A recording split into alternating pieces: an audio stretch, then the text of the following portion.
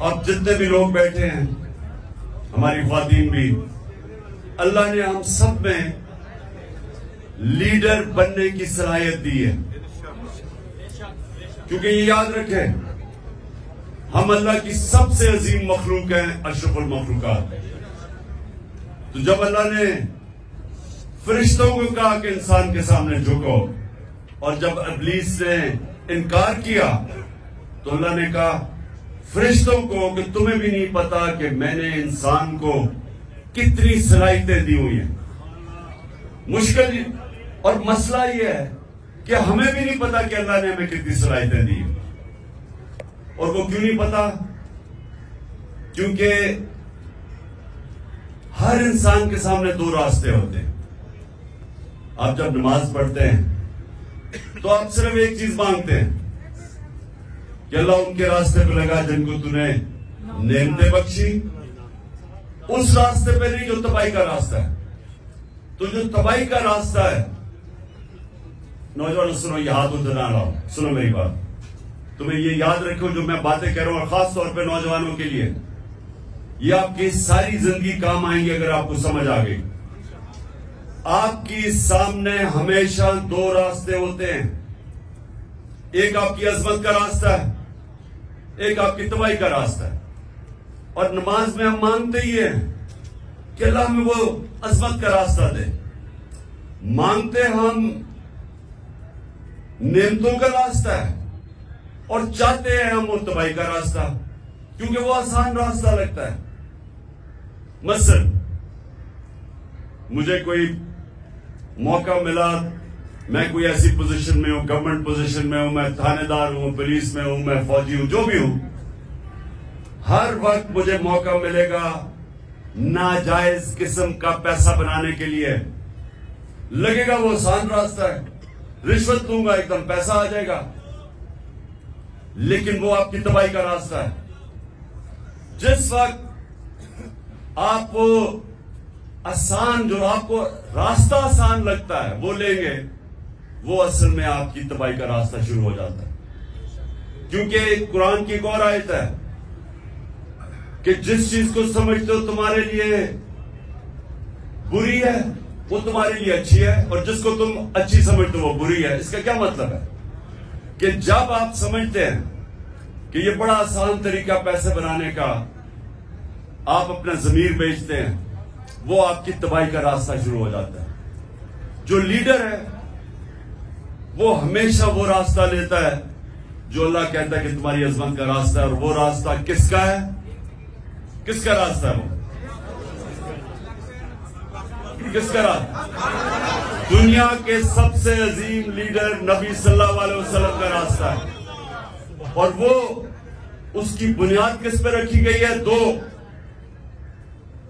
دو characteristics کے اوپر اس کی بنیاد رکھی گئی ہے لیڈرشپ کے راستے میں: صادق اور امین. سچ بولنے والا اور انصاف کرنے والا. یہ دو کوالٹیز ہیں لیڈر کی. جو بھی آپ میں سے لیڈر بننا چاہتے ہیں یہ یاد رکھیں، آپ کو یہ دو چیزیں، سچائی، جھوٹا لیڈر نہیں ہو سکتا. جب جھوٹا لیڈر ہوتا ہے تو وہ لندن میں جو بھاگا ہوا وہ بن جاتا ہے. لیڈر سچ بولتا ہے.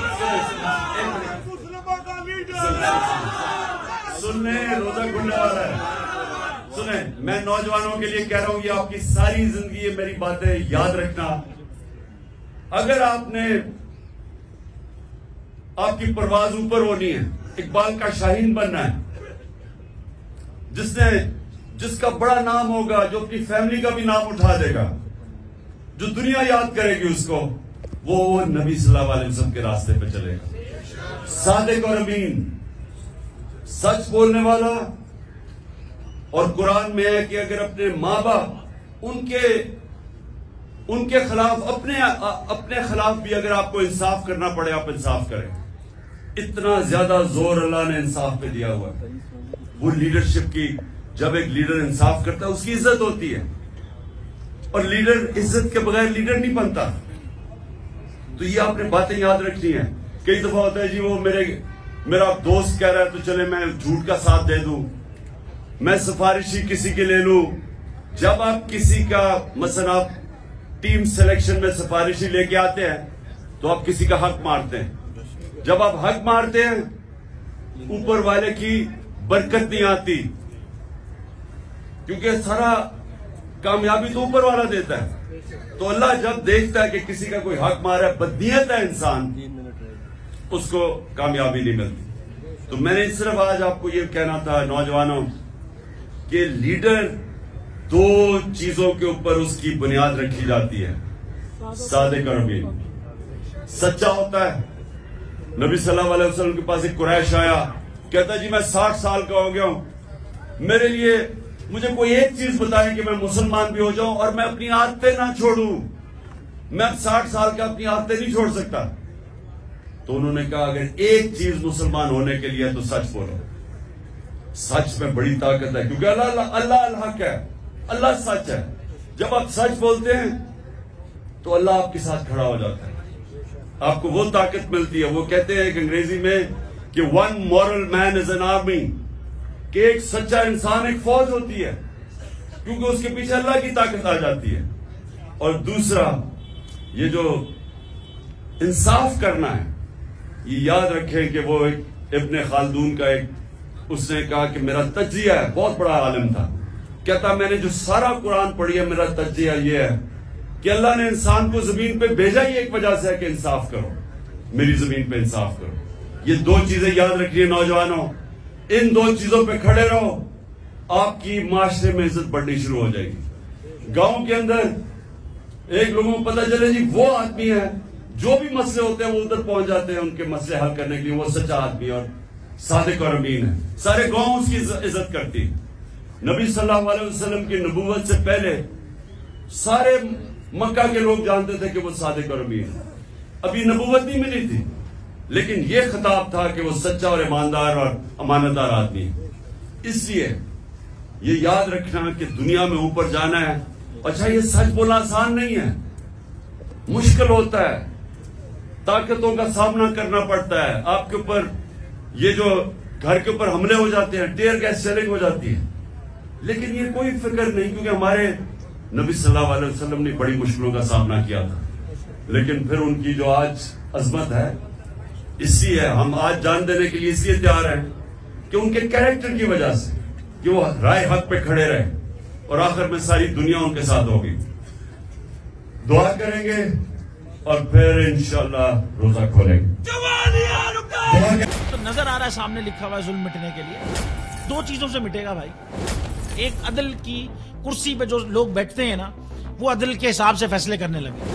دوسرا قوم نکل کھڑی اس ظلم کے خلاف، تو ظلم ختم ہو جائے گا. یا ان دونوں میں سے کوئی ایک چیز ہو جائے یا دونوں ہو جائے. اگر 420 کا مقدمہ تھا، اس وقت عدلیہ میں جو لوگ بیٹھے ہوئے کیس دیکھ رہے تھے وہ پوچھتے نا یار چیٹ ہوا کون ہے. جب ان کو دکھتا کوئی چیٹ نہیں ہوا، کیس ختم کر دیتے. تو ظالم ظلم کر ہی نہیں پاتا. 9 ججز نے نوٹ بیفور کیا میرے کیس کو، یار 1.5 سال چلا. شخصی ضمانت کا کیس، سیم کیس اسلام آباد میں کر دیا. ایک ہی الزام پہ 2 کیس ہو نہیں سکتے بھائی. مطلب 60 دن کا وقت ہوتا ہے. 102 دن کے بعد میں جیت گیا، کیس بری ہو گیا. 102 دن کے بعد اپیل فائل کی، ایکسپٹ کر لی. نہیں کرتے نا ایکسپٹ، ختم ہو جاتا نا ظلم. یار بھری عدالت میں مجھے بری کر دیا، پھر پتہ نہیں کیا ہوا 2.5 گھنٹے بعد کا نوٹ بیفور. میں نہیں سنتا یہ کیس. کھڑے رہتے اپنے فیصلے پہ، مٹ جاتا ظلم. اللہ تعالیٰ نے بٹھایا ان کرسیوں پہ ان کو. یار یہ اللہ تعالیٰ کی طرف سے فیصلے کرنے ہیں. تو یا تو یہ فیصلے آئیں گے، ظلم مٹ جائے گا، یا قوم کھڑی ہو جائے گی ظلم کے خلاف.